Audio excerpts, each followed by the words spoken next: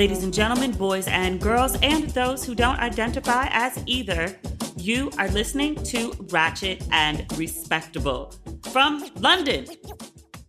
I might be in Spain tomorrow. I don't know. I still haven't bought a ticket, but who knows?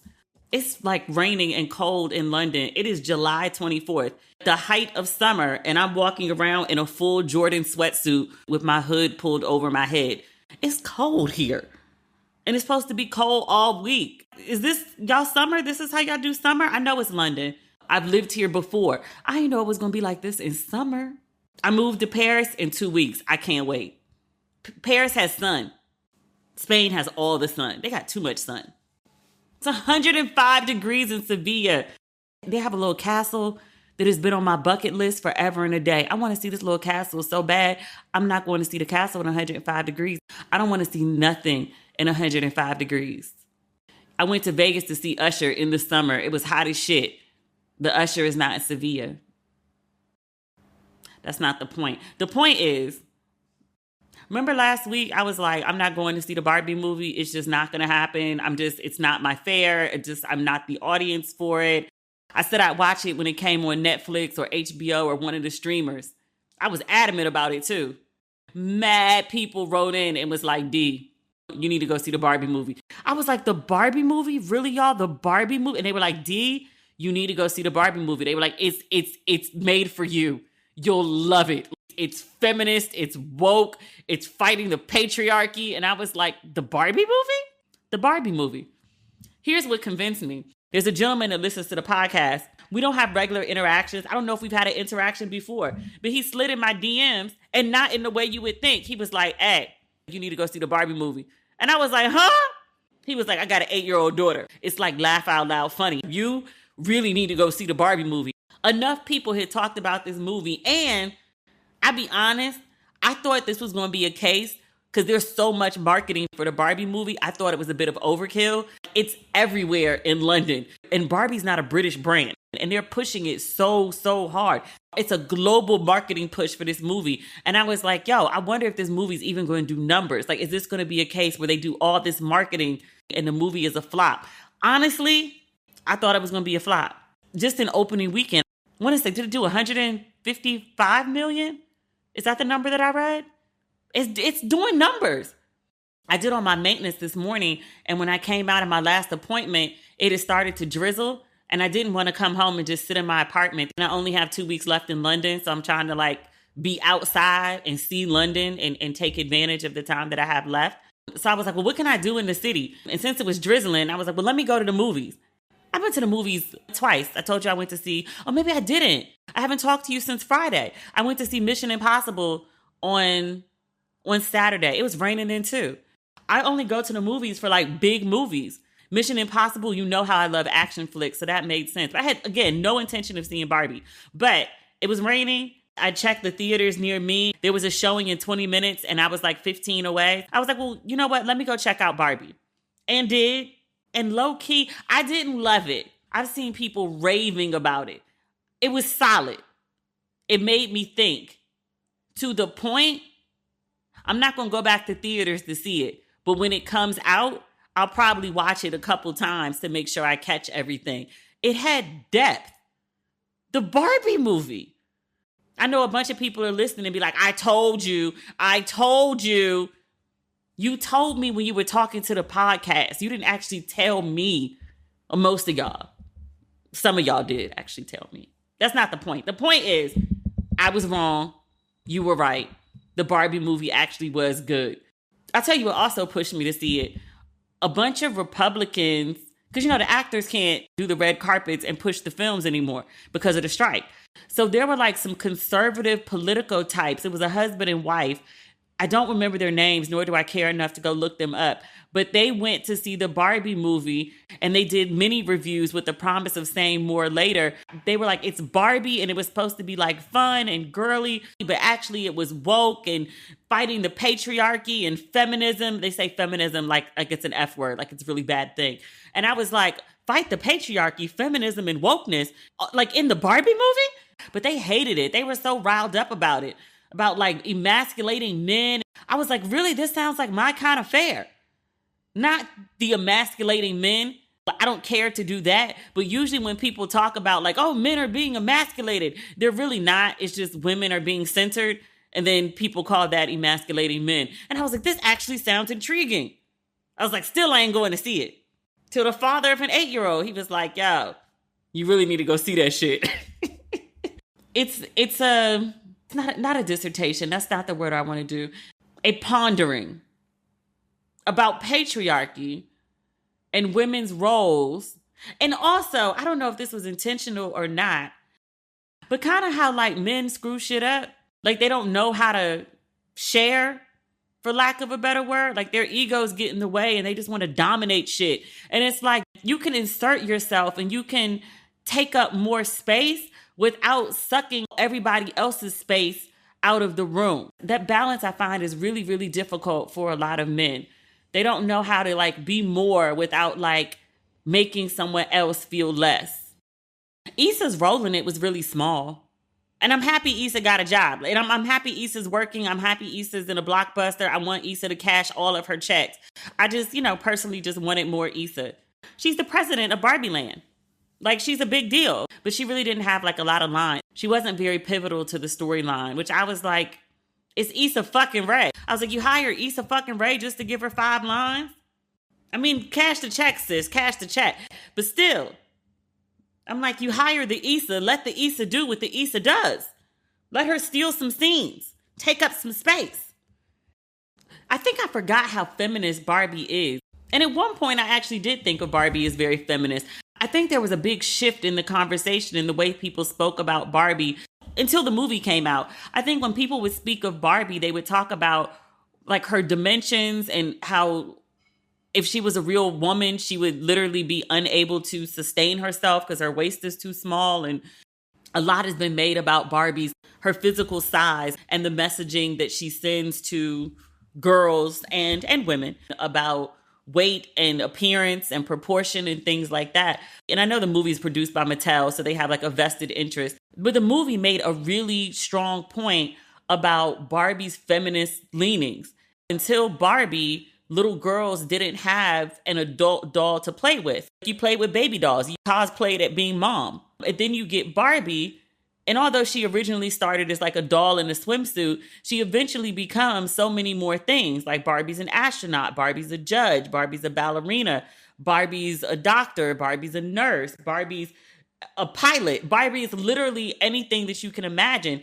And they present the idea that little girls, instead of just looking at themselves as all I can be as mom, is I can be mom, but I can also be any of these 50-11 jobs that Barbie got. Somebody also pointed out that Barbie is unmarried. There are bride Barbies, but for the most part, Barbie is unmarried with no children. Like, she does what she wants. Barbie's dream house is Barbie's. It's not Barbie and Ken's. Barbie's pink Corvette is Barbie's. Like, all that shit is Barbie's. Barbie is super feminist and also super feminine. I don't think I've really noticed that before. I think as a kid, like, I picked up on the idea of like, I want pilot Barbie, I want beach Barbie, I want Barbies of different occupations and professions. And I would, play with my Barbies and dress them up, play make-believe with different professions, which I think is hella feminist. Like telling little girls, like, you could be anything, as opposed to cosplay as mommy and that's your only role. That was another thing the conservative folks were like upset about. Early in the film, they show little girls bashing their baby dolls in order to play with their Barbies. The conservatives were really upset about that, like the denigration of motherhood. I'm paraphrasing, but essentially that's what they were getting at. I told you I would actually go see it again. And because like it's doing these numbers, they're going to fuck around and do a sequel, which I would go to in theaters. It was good. I didn't love it. It's not my usual fare, but I thoroughly enjoyed it. Like, it was delightful. And pink! I mentioned I saw Mission Impossible. Fucking amazing. The plot was Mission Impossible plot. It's always convoluted, so much going on. There's a love interest. I could care less. I am totally here for the action scenes.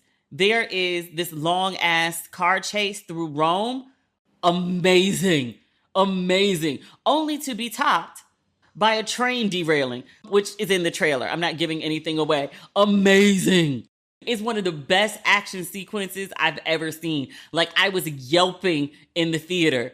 Like, they really gonna let Tom Cruise die. If this is Mission Impossible 7 and it's part 1, a thing happens, but then there's, clearly more to come. I think it's 1 of 2. I might go see that in theaters again. And here's why. I went to this really cute theater that's like near my house. It was really boutiquey and adorable. Oh, by the way, degular theaters here, the equivalent of AMC, serves wine and beer. Like, I had wine when I went to see Barbie today. It was great. But no M&Ms. Like, the snacks are not the snacks at home.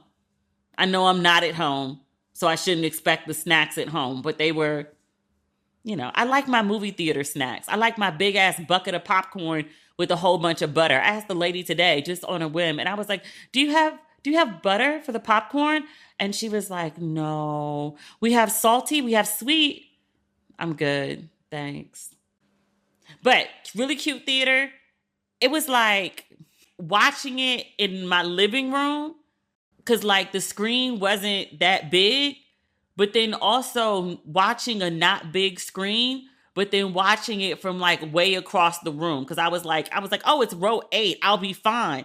But then the theater only had like 10 rows and it was like really spread out. And I was like, yo. So I had my glasses on, so it wasn't so bad. But like I like to, sit in the center seat in the center of like a big ass theater. And I like to get like immersed in the experience. And I didn't feel immersed. The screen was small. And then I ain't had no butter popcorn. Even when they do sell popcorn here, it's not like a tub. They serve you a reasonable portion. Sometimes I just want to be an obnoxious American. Is that bad? But Mission Impossible was really, really good. If you like action flicks, basically, if you've liked all the other Mission Impossibles, it's one of the better ones. It was really good. I would actually go back and watch all the other Mission Impossibles. The movie got me that hype. Did I do anything else? No, because it's fucking raining. I have a list of things that I want to do before I leave London. There's a couple restaurants I haven't been to, a couple art exhibits that I haven't been to, a couple plays that I want to see. I don't know when I got so into theater. I guess because London is known for its theater. But even when I was in New York, I didn't go to the theater all the time. I feel like it's a little more accessible here. I don't know why that is. And they got a lot of black shows on too. Not that I don't, like white people theater, but I prefer black content. BO comes from bacteria all over your body. So why do deodorants stop at your pits? That's why I'm so excited to tell you about Lumi, the world's best whole body deodorant. Its acidified formula is clinically proven to control odor-causing bacteria everywhere, pits, privates, and beyond, and for a whopping 72 hours. As an OBGYN, Lumi's founder, Dr. Shannon Klingman, met thousands of women concerned with odor below the belt. Through clinical testing, she discovered the primary cause of odor was bacteria on the skin, not a specific part. So she created Lumi, a pH-optimized aluminum-free deodorant that actually works. I'll admit, when I started using Lumi, I was a little skeptical. I've heard horror stories from friends who tried to go aluminum-free, and let's just say they didn't smell their best. That has not been my situation with Lumi. Whenever I've used it, I smell fresh. I smell great. I smell like I've used deodorant. Lumi Whole Body Deodorant is the first of its kind. Seriously safe for anywhere on the body. Your pits, your underboobs, your thigh folds, your belly button, your tushy, your feet, wherever else you may need to control odor for up to 72 hours. Unlike some deodorants that try to mask odor with a fragrance, Lumi is formulated to stop odor before it starts. So more like a pre-deodorant. If you're thinking about trying Lumi, and you should, Lumi Starter Pack is perfect for new customers. It comes with a solid stick deodorant, cream tube deodorant, 2 free products of your choice like mini body wash and deodorant wipes, and there's free shipping. As a special offer for listeners, new customers get $5 off a Lumi Starter Pack with code RATCHET at lumideodorant.com. That equates to over 40% off your starter pack when you visit lumideodorant.com and use code RATCHET. Good Black news. Jamie Foxx has reappeared. Not just the sighting. Jamie Foxx gave us a video.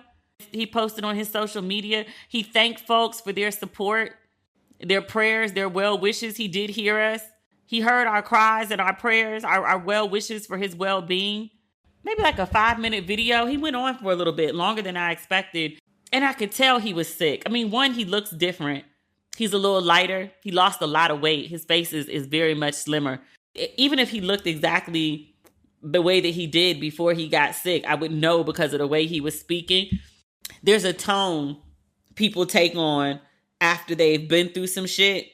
It could be physically sick, emotional, but when people hit rock bottom, and maybe it's something I recognize because I've been there, and they're coming back from that, because I don't think he's fully recovered. When his color comes back in, I'll say he's fully back. But when you're coming back from a place that you never thought you'd be, from the worst off you've ever been, there's a humility, one, but there's a gratitude as well. And I felt that emanating from what he was saying. He talked about his daughter and his family, that they kept a close eye on him, and they formed a circle around him, and they didn't let details or images or anything get out.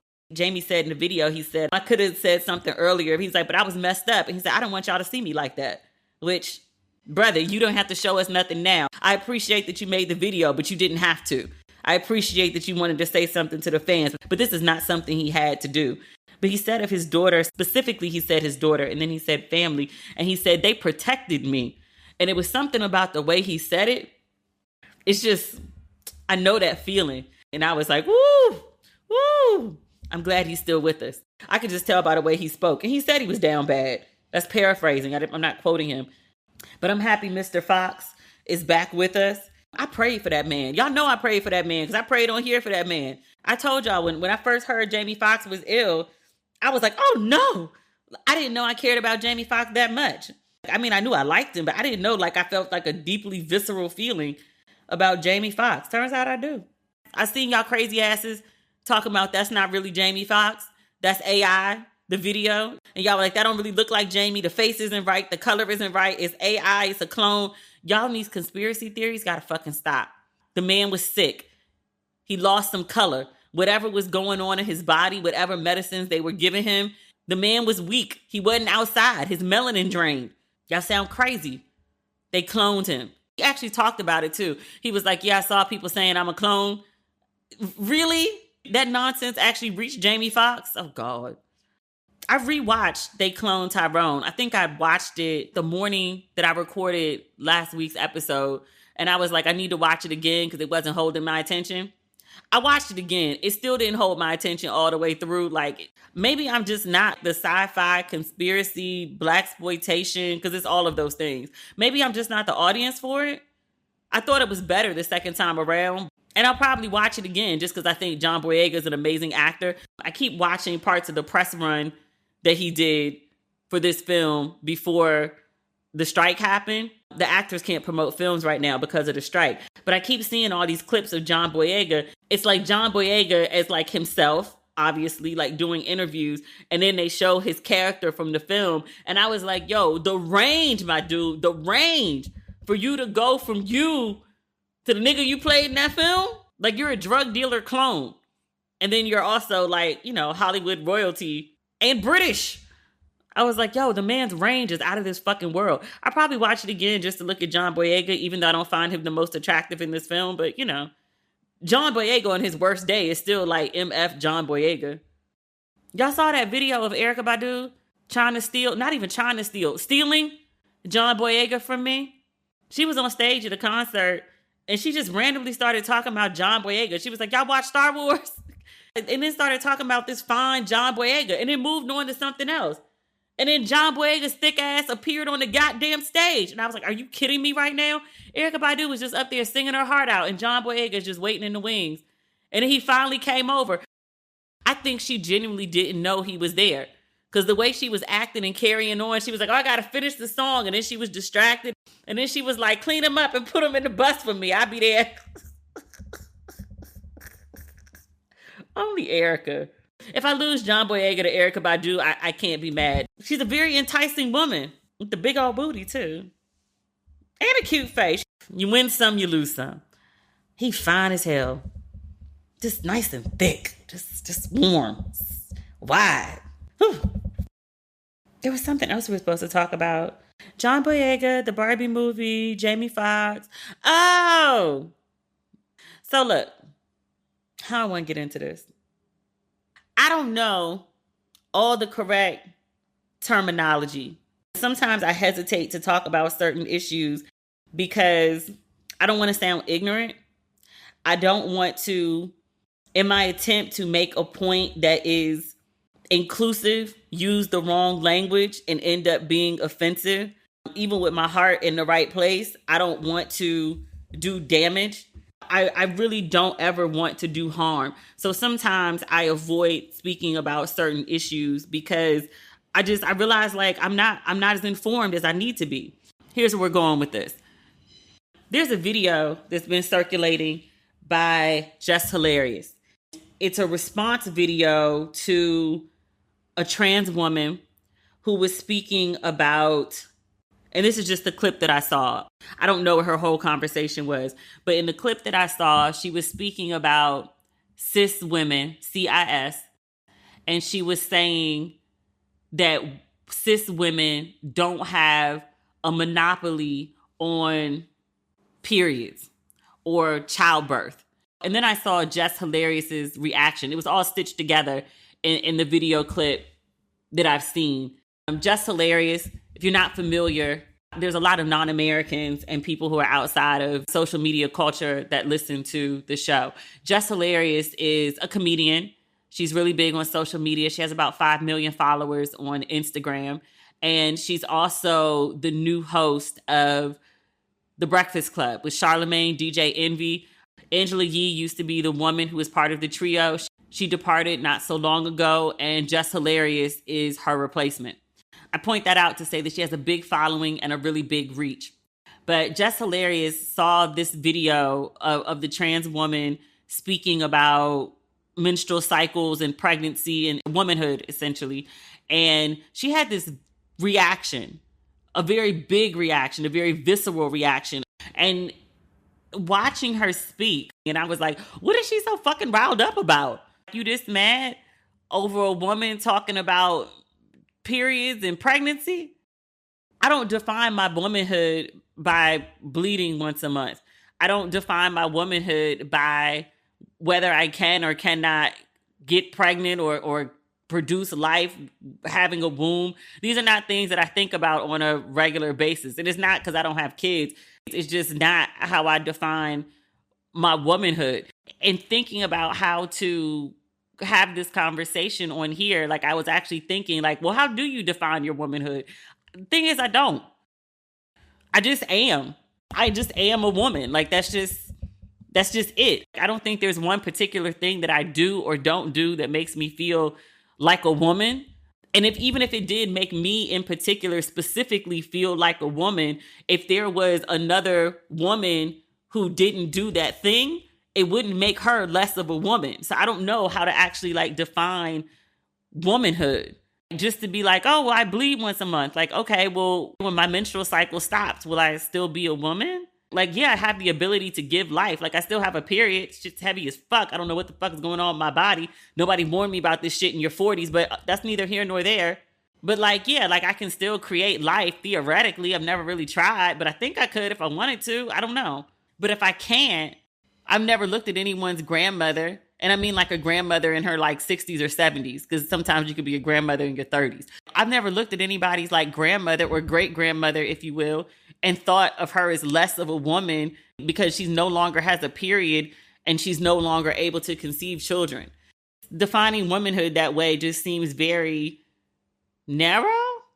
And I mean, both for the woman who was saying it and also Just Hilarious for trying to like defend it. She was like, women are the only ones who bleed. Like, okay, kind of.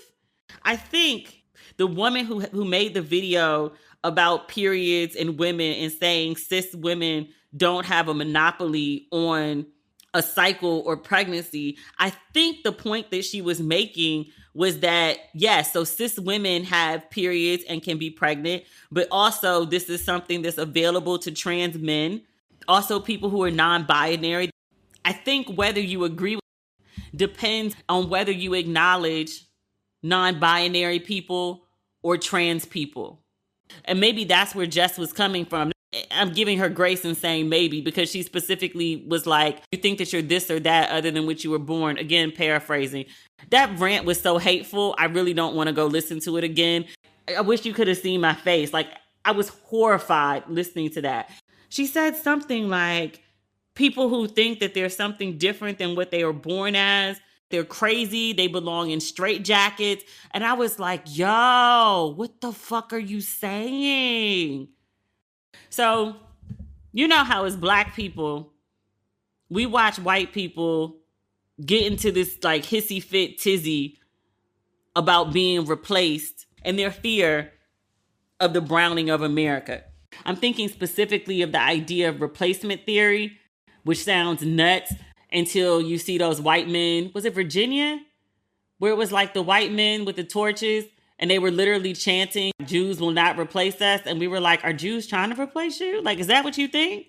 But there's a genuine fear that white people have, them losing power, them losing relevance, of there just being too many goddamn Black and brown people. And they do crazy shit like mass shootings or these protests carrying torches, or they create these laws like straight up fucking lying to people about slavery, talking about it was beneficial to the slaves in the long run. Really, nigga? Or you oppress a group of people for hundreds of years, and not just oppress, enslave them, ban them from education, from literally being literate. And then after 40 years of affirmative action, be like, yeah, that's enough. It's not fair to give y'all advantage. After all the disadvantage that you legally enforced for hundreds of years. 40 years of some help, not a head start, of some help. That's enough. Y'all good. Really? I'm pretty sure replacing white people is not high on the Jewish agenda. I can speak for the Black agenda. I got a whole bunch of friends who literally their public-facing day jobs are to create policy and literally promote an agenda that is for the betterment of Black people. They are well known. They are on TV like every day. This is not high on the list. Black people don't want to replace white people. If you want to be honest, if we're having 110% pure honesty, Black people really just want to be left alone from white people. Really, please just stop bothering me. Stop antagonizing me. Just let me be. Take your knee off my neck. That's really all Black people want. So again, white people get into these tizzies about like, they're trying to replace us. They have this like deep, deep fear of their extinction. And they do crazy shit and lash out because of that. Black people recognize this. Put a pin in that. The Samuelites, the raging misogynists, and the incels, and these podcast bros, and these passport bros, and their absolute rage against women. These men, the types that I just mentioned, I don't mean all, and another knee on neck situation out of fear. I don't necessarily think of extinction. I think their fear is not being valuable, not having a place. Like they see women getting education and traveling and having good jobs and owning homes, being independent essentially, and they don't feel like they have a space. And they sit online and they rage all day and all night. They get on their podcasts and they rage all the day and all the night about submission and a woman's role and how a man deserves to be served the big piece of chicken on a ceramic plate and he deserves to be served before the children because a man's natural role is a leader and alpha men. It's this big assertion of this is my role and this is your place and your place is beneath me. It's the same fear that we talk about, like white people's fear of being replaced. They have that same fear of not being needed. They have a big fear of things changing and they want to keep things in this very mythological way that's never existed for Black people, where women are homemakers and mothers and their biggest accomplishment is being wife, and they don't get degrees and they don't get good jobs and they serve and they submit. And I'm like, your mama ain't act like that and your grandmama ain't act like that. Who the fuck acted like that? Where are y'all getting this shit from? It's this 1950s Leave It to Beaver type shit that they saw on TV. It's a white ideal that they're trying to now place on the Black family. It never fucking existed that way. Black women en masse have always had to be employed. because a household couldn't run on her husband's salary. Just like how black women make a fraction of what white men make, black men make a fraction of it too. A higher fraction, but a fraction nonetheless. Most black men couldn't and can't sustain a household of a wife and 2 kids on their salary alone. Stop it. Black women very often point out to these raging misogynist black men, y'all sound like white folks. Damon Young, one of my favorite writers, I think one of his most widely read articles is he talked about black men being the white folks of black people. The core idea was in the same way that like white folks assert like all these privileges and have like this fear of black people and just want to like oppress everyone, that black men do the same thing to black women.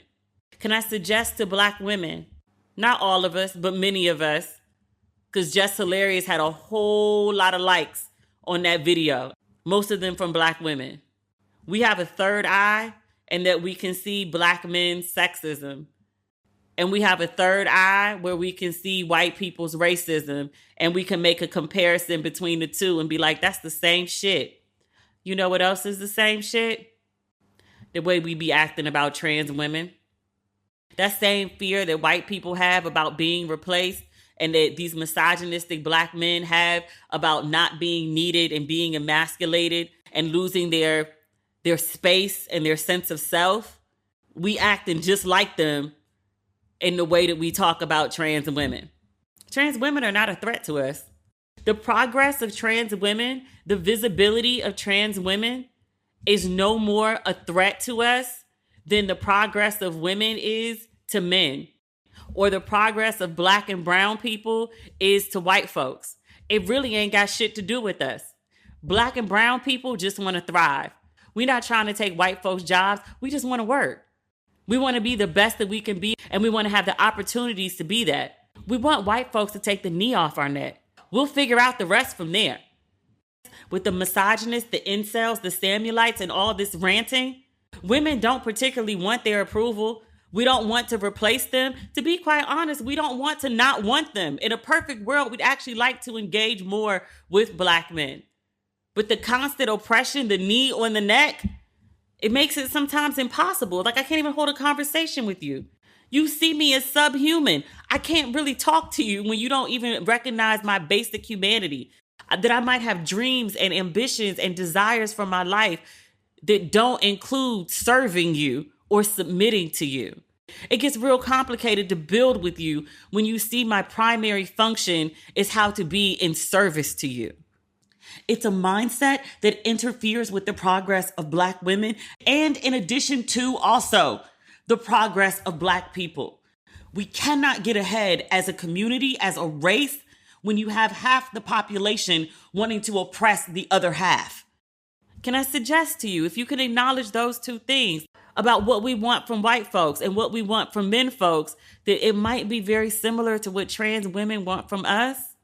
It's kind of like you ain't got to do shit for me. If you could just take your knee off my neck. You ain't got to do nothing special. Just leave me the fuck alone. Don't antagonize me. Jesus Christ. I think we have a real blind spot with that. I'm not a trans woman, and listening to Just Hilarious's comments was triggering for me. Just to hear like a woman being so very hateful to other women over periods. Really? Over fucking periods. I don't even like my cycle. I loathe my cycle. Imagine me being loud and beating my chest over I have a period and you don't. Who gives a fuck? I can carry a baby, you can't. And I promise you, trans women are not trying to replace you. I also promise you that using inclusive language doesn't harm you. Like there's this idea like I'm not a cis woman, I'm just a woman. Stop calling me cis. You know what? If you don't want to use it, then don't use it. But the idea that it's like harmful to you, that it's othering you, that it's making you less of a woman, it isn't. It's just really being inclusive. That's it. Not centering yourself in every fucking thing. The same way that we ask for white folks not to do that shit, the same way that we ask for men not to do that shit, it's the same thing that trans women are asking for us. And we should know how it feels because we get so frustrated with men. We get so frustrated with white folks. We know how it feels, and then we're turning around and doing that shit to somebody else. Why? What are we doing? What are we doing? What are we doing? And what do we have to gain by it? Like, you put your knee on a trans woman's neck and you gain what? What? You oppress trans women and you gain what? You other trans women and you gain what? Approval from misogynistic men? Approval from white folks? Primarily folks who already don't like you. Is that what this is? I oppress them, and so other people that are oppressing me will oppress me less? They still gonna oppress your ass and you just gonna oppress somebody else. For what? You gain nothing. That's the podcast. I'll be back on Friday, as per usual. That's not everything. Because between the time I recorded this and then the time I did the edit, there was another press conference about Carly, the girl down in Alabama. Apparently her lawyer read a statement in which she admits she lied about everything. There was no toddler. She wasn't abducted, which I was like, I mean, we figured that out already. I did read that the police department is considering criminal charges. I told y'all my stance last week. Treat her like a white woman. Them Karens be lying about shit all the time and never get punished. They was treating her like a white woman before and how they were looking for her. Keep treating her like a white lady.